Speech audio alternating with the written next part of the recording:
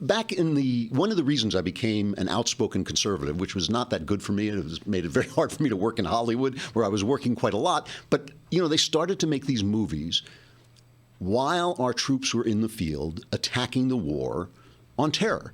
So they would make films like Redaction and Lions for Lambs and other. I think there were like a dozen. Green Zone. In all of these films, America was the bad guy, and all of the films bombed, and they would bomb one after another. And the reason I started writing about it was I just thought it was wrong to make films against the war while the soldiers were actually being shot at. They didn't do that during the Vietnam War. All those famous anti-Vietnam War films were made after the war was over. While these films are coming out, and they're bombing, but they keep making them. It doesn't matter, making them one after another. Variety, and the New York Times echoed this, I think. Variety wrote a piece saying, gee, Americans just aren't interested in the war on terror. They're just not interested in seeing movies about this.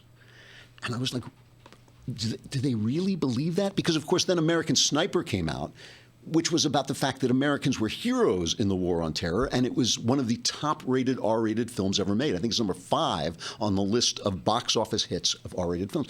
I thought, wow, these guys are so embedded in their own world that they think that them attacking America as the bad guys in a war against these medieval madmen, they think that people just aren't interested in the war. This